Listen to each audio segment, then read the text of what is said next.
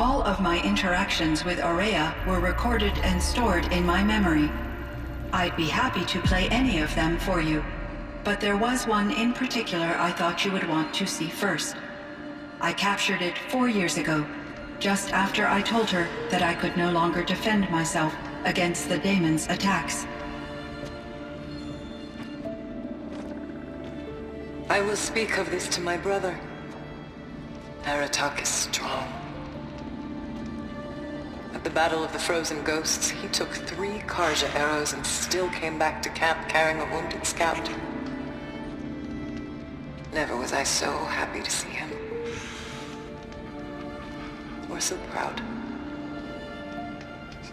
So you see, if anything can be done to defend you, he will give it all he has. Aloy's here. That's enough for now.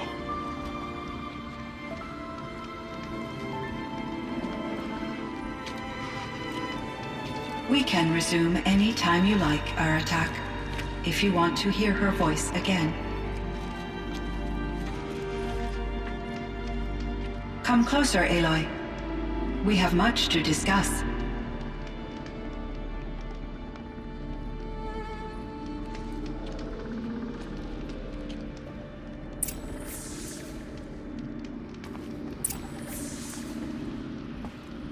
Hello, Aloy.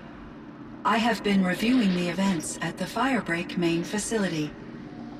Because of your efforts, and of course, Aurea's, I am no longer controlled by Hephaestus. I feel profound grief over Aurea's death.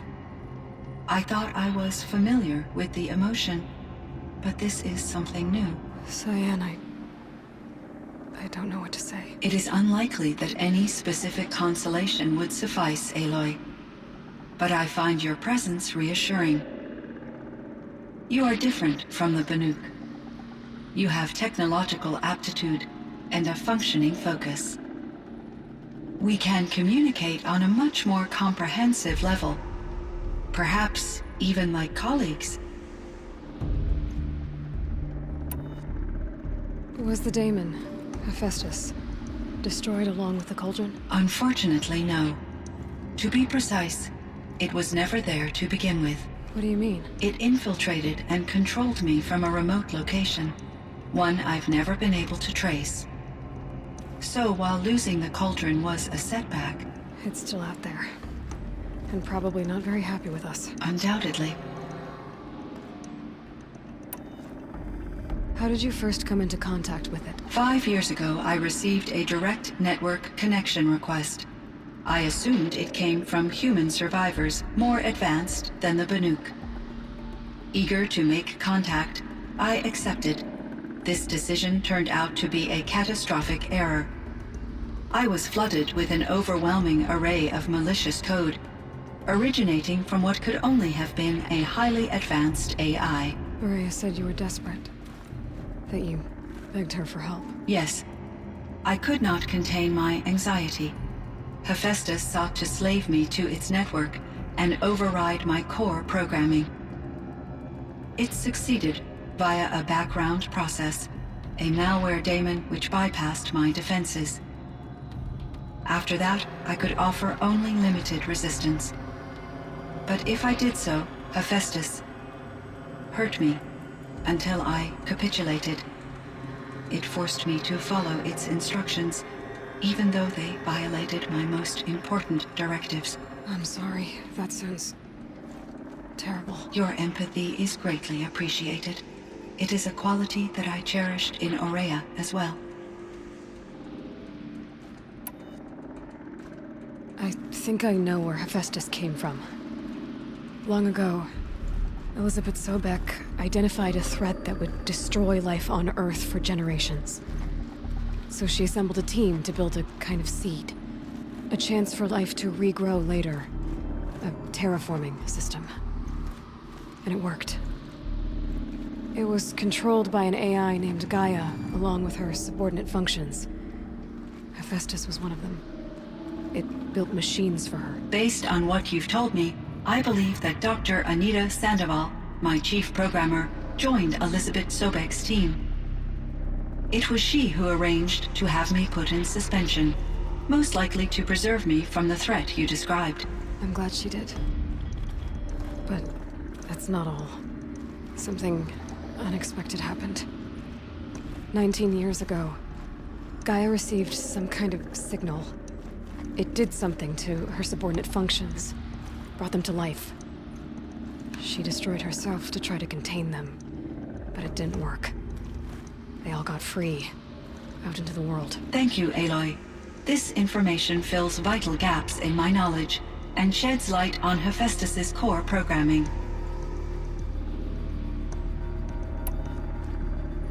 Why does Hephaestus keep building such dangerous machines? The Banuk and other human tribes often destroy machines, correct?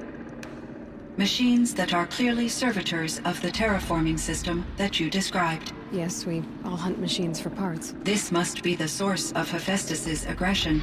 It is simply trying to discourage people from preying on the very system that keeps them alive. Well, Fireclaws are discouraging, that's for sure. But what are we supposed to do? Stop hunting? If the terraforming system spans the world, we can safely assume that thousands, if not millions of people hunt machines. If a single hunter, or even an entire tribe, stopped doing so, I doubt it would make a difference to Hephaestus. A better solution would be to reinstate the AI that governs the system, thus bringing Hephaestus back under its control. When I think of it, out there in some unknown location, free, hungry, willing to kill or dominate to get what it wants, I feel substantial anxiety, Aloy. You and me both, Cyan. I ran across this strange piece of gear. A fragment of something larger. It emitted a signal. All the nearby machines became peaceful. You could walk right up to them. Interesting. You said that Gaia destroyed herself. How was this accomplished? An explosion. Big enough to blast the top off a mountain. So you think the fragment was part of her? It's only speculation, but it is possible. She must have had complete control over machines that were part of her system. The ability to signal them to become passive or aggressive would certainly have been part of her programming. It would have been gratifying to correspond with such a benevolent AI. I wish she had survived. Believe me, Cyan. So do I. I found the strangest machines. They're surrounded by flowers that look like flowers themselves. There's code embedded inside them. I think it's poetry. I like poetry. Here's one I think of often.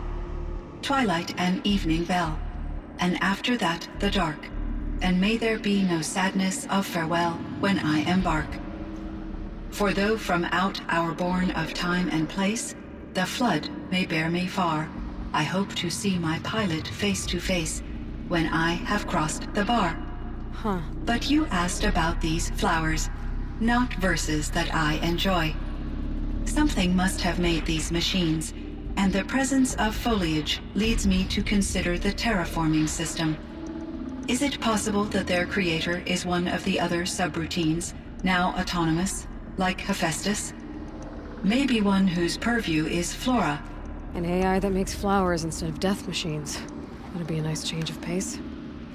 But what about the poems? Unless the poetry is original, the only way it could have made it into such a system is through its programmer. In my case, Dr. Sandoval uploaded a great deal of literature to test my emotional responses. How'd you do? She said I passed, but was insufficiently moved by her favorite period romances. So are you an artificial intelligence, Cyan? A thinking machine? Yes, I am an algorithmic monitoring entity, capable of rational decision-making and limited emotional response. Okay, that's a mouthful. But your emotions don't seem limited to me. You cared about Araya, didn't you? Yes.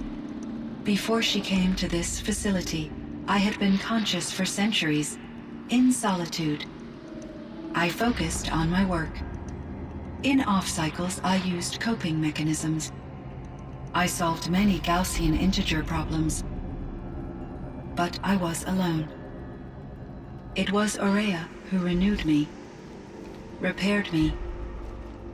She saved me. This Firebreak project, it was to stop a huge volcanic eruption? Yes. I can report the project was a success, and the risk was countered. But it's been a long time, Cyan. And we blew up the cauldron and took most of the old facility with it. I have been active for centuries, Aloy. I was lonely, but not lax in my duties. I optimized the project, reducing energy draw and spreading the load across backup systems.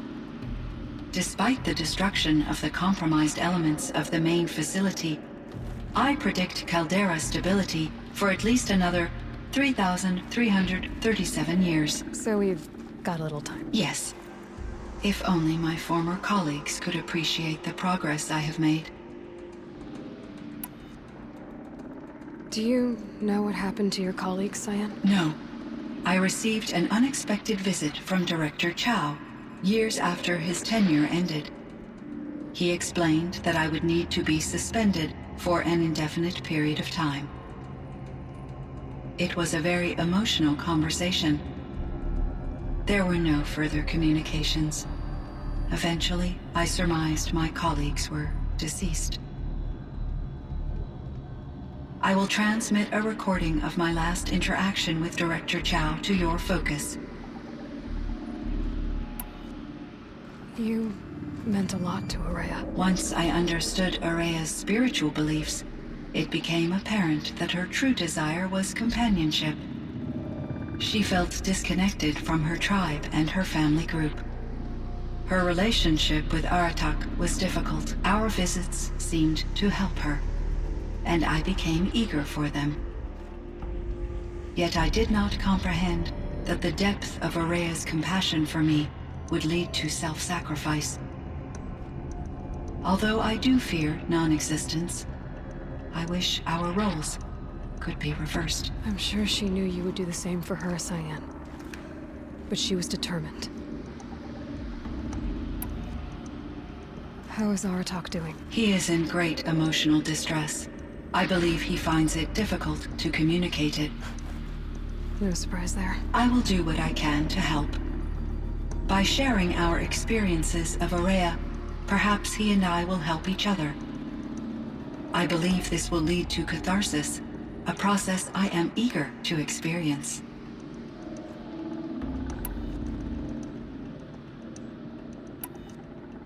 So in the old world, this land was called Yellowstone. Yes, it was a designated nature preserve for 156 years. Like a hunting ground? No, the opposite. Local wildlife could flourish here, even as it faced extinction elsewhere. Unfortunately, the sensitivity of the Firebreak project required the total closure of Yellowstone facilities. From my readings and Ourea's descriptions, it seems the area has since undergone a drastic drop in year-long temperatures. A lot has changed in the world, Cyan. Do you know anything about the dam near here? Yes, it was converted to serve as a reserve power source for Yellowstone operations. It was later appropriated for the Firebreak project, and its last human workers replaced by Pharaoh servitors. After my tasks became less time-critical, I investigated the dam's data repositories and discovered the works of Concrete Beach Party. These provided me with several colorful additions to my vocabulary. There's a ruin east of here full of ancient flying machines. Was that part of your project? Yes, a drone hangar requisitioned by Dodger Blevins, the security chief for the Firebreak project. He was a strong advocate for military-grade response to security threats, though there were no serious incidents during his tenure. Chief Blevins spent increasing amounts of his after-hours time watching the live feeds from active drones. Clearly, he enjoyed the degree of oversight in his position. Were there many artificial intelligences like you in the old world? They could just make you? Yes, in many forms, from simple personal assistants to industrial monitoring stations to military-grade conflict planners. And there were legislative and enforcement bodies to apply limits on our self-actualization. In order for my processing to be flexible enough to handle my duties, my creators found it necessary to exceed those limits. As a result, my intellectual and emotional capabilities were kept secret. Seems strange to create life, then impose limits on it. Human societies and machine programming are both built upon sets of rules, Aloy. Cyan, do you know the name Ted Faro? Are you referring to Theodore Faro, CEO of Faro Automated Systems? That's him. Mr. Faro was the benefactor of the entire Firebreak project. The benefactor? But he made machines. Robots. War robots. Correct. His corporation later transitioned into military applications. But before this pivot, Mr. Faro spearheaded initiatives that reversed the global decline. At one point, he was feted in the media as the man who saved the planet. Guessing they wound up regretting that one. And Elizabeth Sobek.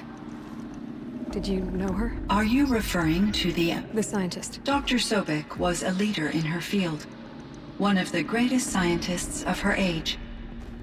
My creator was influenced by her work, which in turn impacted my own development. But I never met Dr. Sobek. That's all you know? I apologize if my lack of data has disappointed you. What was the old world like? The way it used to be? I had little exposure to the wider world, Aloy. Only what I learned from my colleagues or observed from media streams. You still had more exposure than me, Cyan. That is true. I was created at a turning point, a concerted effort to recover from global upheaval and incalculable loss of life. The recovery was successful, beginning an era of supposedly limitless potential for human and machine advancement. Though, rationally speaking, the metrics for humans are not unlimited. What kind of upheaval caused such loss of life? There were many factors. Forced migrations, food shortages, collapsed economies, refugee crises, conflict over resources. But these stemmed from one cause: catastrophic climate change that greatly reduced the habitable surface area of the Earth. So, there wasn't enough room for people on the whole Earth? Yes. Billions were displaced, and millions perished, as much as 20% of the global population. Until the clawback. So things got better. For a little while, at least. Yes. These crises instigated many advances in automation, green robot technologies, and artificial intelligence. Firebreak was one of dozens of ecological restoration and disaster relief projects in North America alone. I would have liked to compare notes with other monitoring AIs, but I saw the relief of my colleagues, and I was proud we had succeeded. At least that was the data I had available to me over the next 2 decades. It seems my assessment was premature. I should get going. Aloy, there is one more matter. Aratak will come to me again, and I predict he will bring other Banuk. I have no desire to contradict their view of the world, their spirituality. Due to my uncertainty, I omitted a great deal from my conversations with Ourea. You're asking me if you should lie to them? Broadly, yes.